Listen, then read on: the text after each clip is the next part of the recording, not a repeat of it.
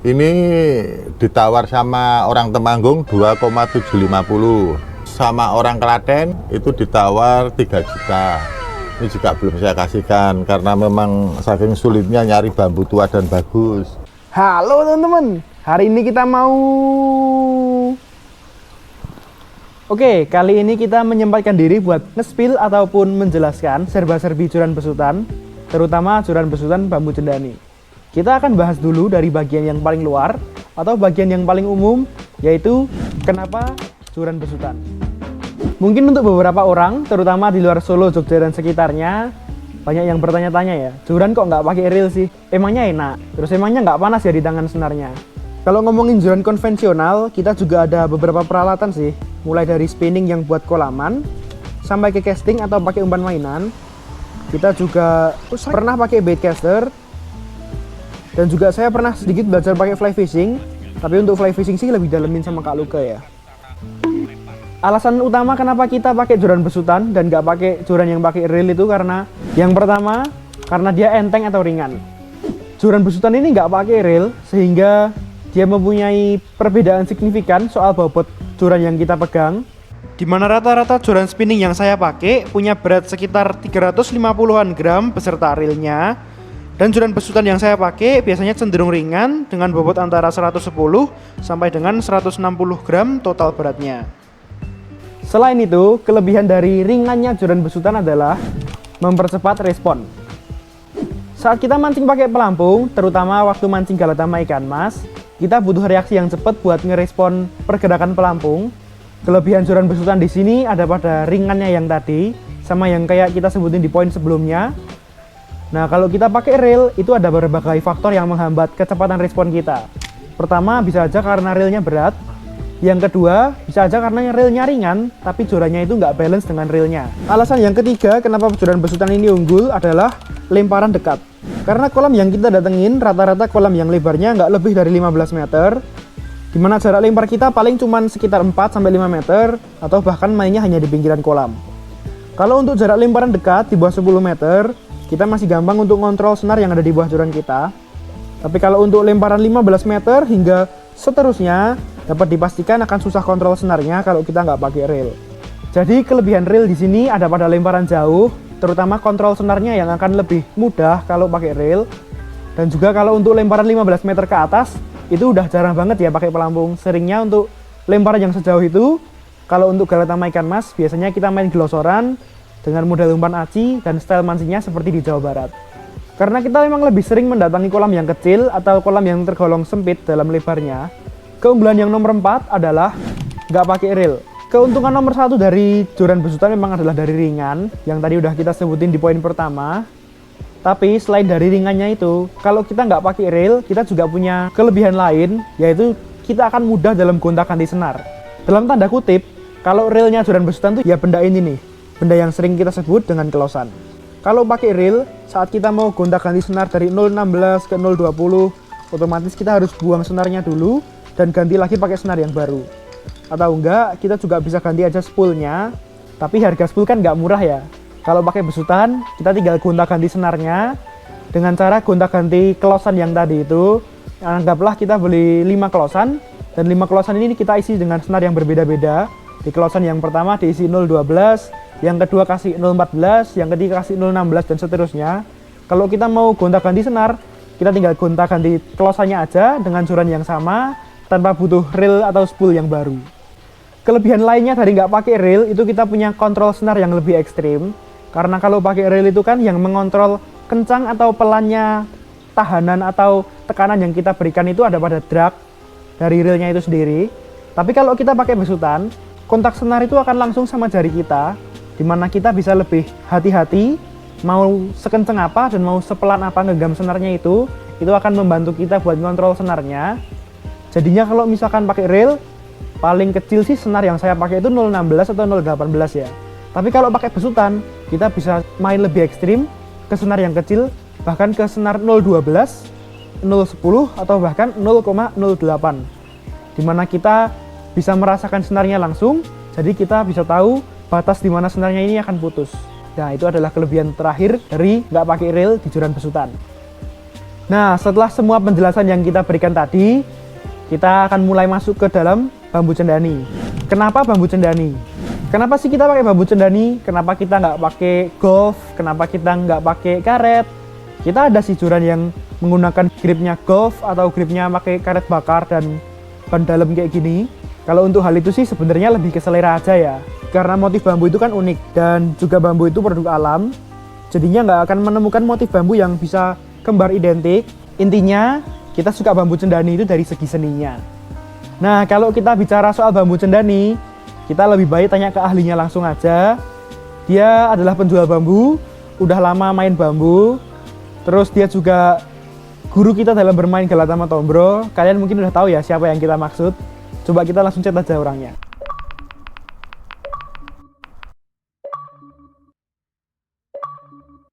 Oke, mantap. Beliau ada di rumah. Kita langsung gas saja ke sana. Halo Mbak Hasung. Halo, Mbak. Oke, ya.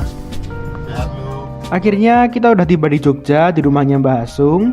Kita di sini sambil cuci mata dan lihat-lihat koleksi bambu mentahannya Mbah Hasung. Habis ini kita langsung tanya-tanya aja ke beliau perihal apa aja yang perlu kita ketahui soal bambu cendani, mulai dari motif, spek, bahkan ke harga dari masing-masing bambunya. Mbah, kalau macam-macam motif bambu cendani itu ada berapa banyak toh, Mbah?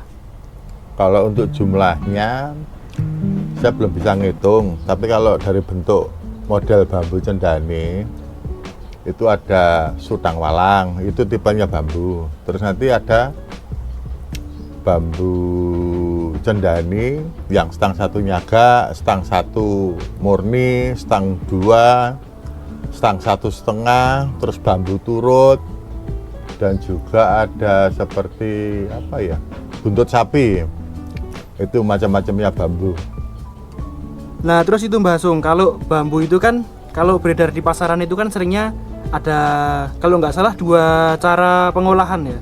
Kalau pengolahan yang saya sendiri pernah tahu itu kan ditarang sama direndam ya, Mbak? Direndam. Nah, itu perbedaannya di mana? Terus kalau Mbah Hasung sendiri itu pakai yang mana?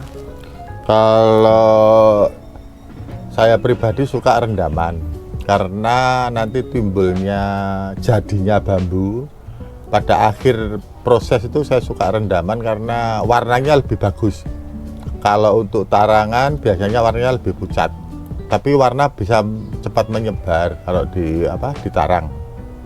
Prosesnya itu aja. Tapi kalau untuk prosesnya bambu itu tetap tergantung tua dan jenis karakter bambu untuk jadinya hasil akhir. Berarti kalau keras atau empuknya bambu itu dari karakter bambunya sendiri ya, bukan dari pengolahan. Ya, betul, dari tuanya bambu. Nah, terus kalau untuk prosesnya itu gimana, Mbak?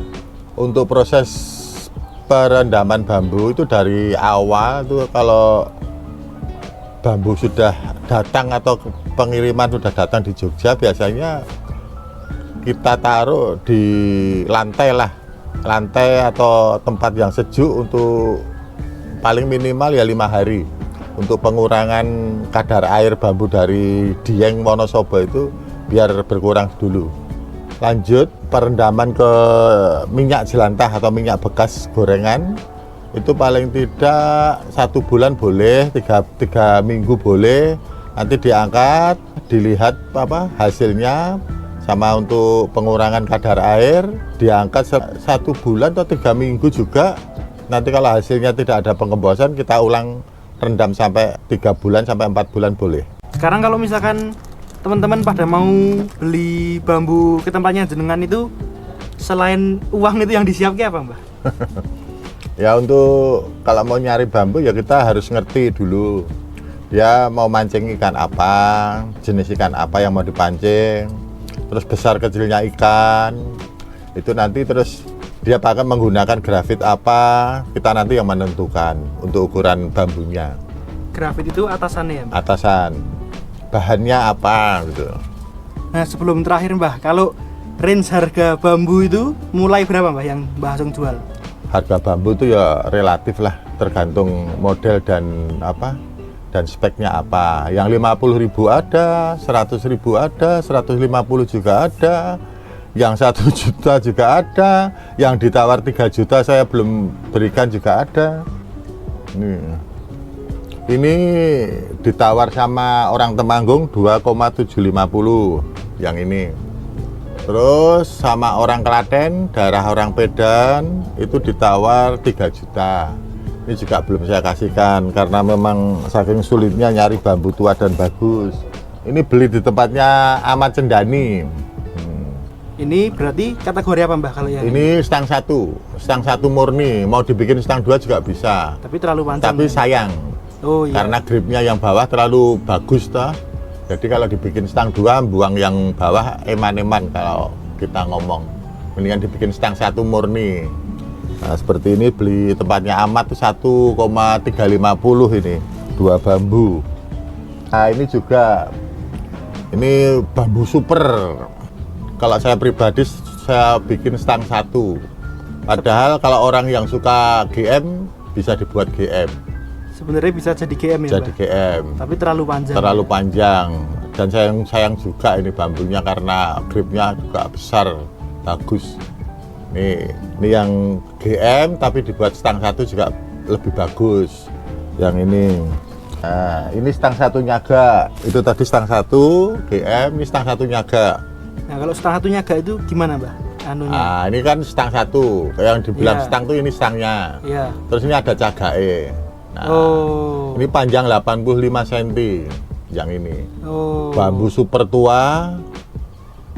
Ini harganya ya sekitar 1 jutaan. Net itu 1 juta, enggak boleh kurang lagi. Nah, ini saya jual paling mahal 200. Padahal 150.000 saya kasihkan. Ini spek nila, spek tombro. Ini bambunya ngotak juga. Cocok untuk harian ya Mbah? Untuk harian, Mas Tren pun berani. Mas Karena Tren bambunya berani, ya? tua sekali. Nih, saya jual 150, enggak apa-apa. Kalau seperti itu. Nah, ini jenis stang 2. Bisa disebut stang 2 karena apa? Stangnya yang atas, yang sini mau diisi grafit, ini sama bawahnya hampir sama. Panjangnya hampir sama. Hampir ya? sama. Dikategorikan masuk stang 2. Kalau yang bawah lebih pendek, jadinya stang 1. Stang 1,5. Oh. Nah, umumnya segini itu stang 1,5. Kalau lebih panjang stang 2. Iya. Nah, ini teman-teman kita dari Magelang biasanya suka stang 2 seperti ini. Saudara-saudara kita dari Magelang. Ini speknya spek masteran tombro. Kalau untuk lele ya berani tapi eman bambunya karena bagus untuk tombro. Lele itu kasih yang kasar-kasar aja. Nah, ini lele. Ini spek lele seperti ini nih. Ya, ini buntut sapi. Untuk sapi itu kayak yang kemarin saya ambil itu ya Mbak? Ya, benar. Ini buntut sapi. Ini saya jual 200.000. Super keras sekali. Anti patah ini. Patahnya kalau kena kereta api itu. Patahnya itu. Nah, seperti ini. Ini bambunya namanya stang 1 murni. Bawahnya hampir 3,5, bongkotnya 3,5 cm. Bagian stangnya? Atasnya 1,1. Seperti ini. Ini stang 1 murni. Nanti dipotong sekian untuk masuk grafit. Panjang hampir 65 cm. Termasuk mucuk bung. Mucuk bung ya, orang bilang mucuk bung itu seperti ini. Bawahnya gede, atasnya kecil. 1,1, bawahnya hampir 4 cm-an. Nah, kalau bambu ini kan beberapa ada yang nekuk itu Mbak. Maksudnya dia nggak lurus. Kalau bambu nekuk itu nanti bisa diluruskan atau enggak Mbak? Semua proses nanti pakai kompor, pemanasan kompor. Bisa diluruskan semua. Ada nanti tukang pengesetnya Sudah paham ya Mbak? sudah mengerti dengan sendirinya. Bambu mana yang mau disetel, mana mau yang dilurusin. Nah, ini seperti ini tuh seperti mengkol ini. Nah, ini mengkol ini nanti bisa diluruskan juga. Disesuaikan dengan apa? Atas-atasnya ini, kelurusan bambunya nanti disesuaikan. Saya pun bisa tapi kadang-kadang nggak ada waktunya untuk ngelurusin. Karena abot le mancing itu apa. Habis ini tak lihat-lihat koleksinya jenengan ya Mbak? Ya, oke, Mas Bintang. Nah, setelah tanya-tanya, kita juga mau lihat-lihat sedikit koleksinya Mbak Asung. Contohnya yang kita lihat sekarang ini rata-rata motif bambu stang 1 ya. Ada juga yang stang 1 nyaga atau stang 1,5. Yang ini buntut sapi seperti yang kemarin kita ambil. Dan atasannya atau blanknya juga bagus-bagus ya. Yang merah ini Bastera XT S60. Terus yang ini juga Bastera. seri XTS70. Yang tengah warna putih ini Rapala Snow. Lalu sebelah kanannya ini Maguro Extreme. Dan yang paling pojok ini Shimano Speedmaster.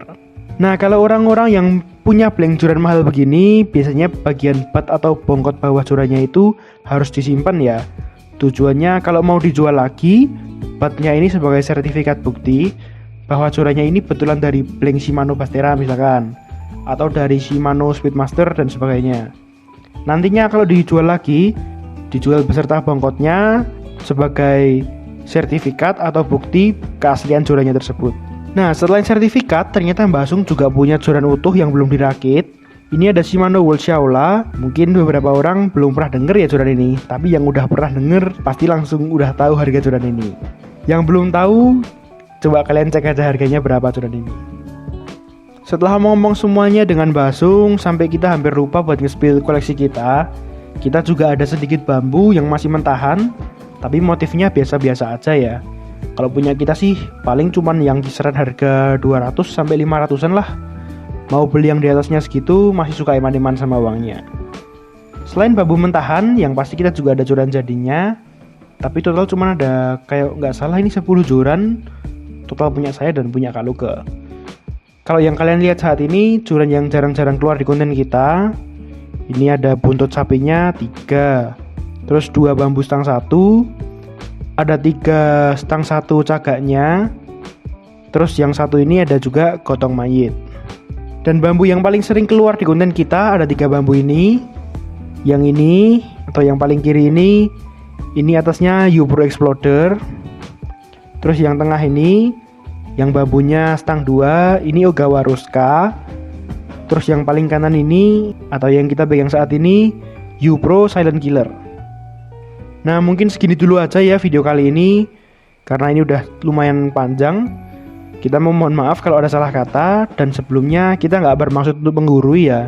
Ini kita cuman hanya ingin share ilmu seputar bambu joran ini dan seputar joran besutan sesuai pengetahuan kita.